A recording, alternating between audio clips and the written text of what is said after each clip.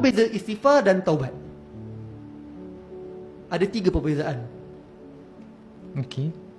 Pertama, taubat disyaratkan untuk meninggalkan dosa. Istighfar tidak disyaratkan untuk meninggalkan dosa.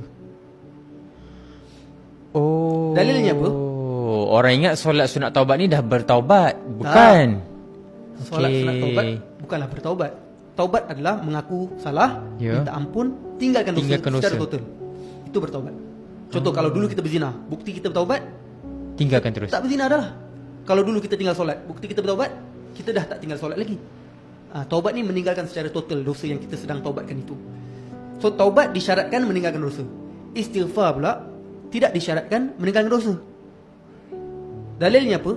Penghulu istighfar yang kita baca, Allahumma anta rabbi la ilaha illa anta khalaqtani wa ana abduka wa ana ala ahdika wa wa'dika mastata'tu a'udzu bika min syarri ma sana'tu abu'u laka bi ni'matika alayya. Aku sedar nikmat yang kau bagi padaku.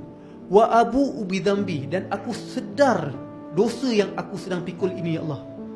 Faghfirli, maka berilah aku maghfirahmu.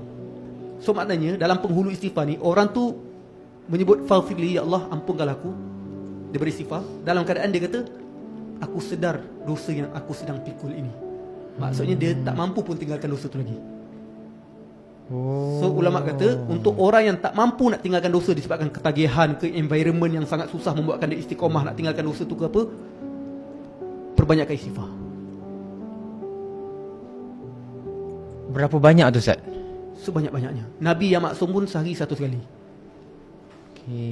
Kita yang pendosa tega ni, kalau boleh sebanyak-banyaknya. Tak kisahlah dengan khusyuk ke tak khusyuk, tapi basahkan lidah dengan istighfar. Astagfirullah, astagfirullah, astagfirullah, astagfirullah, astagfirullah, astagfirullah.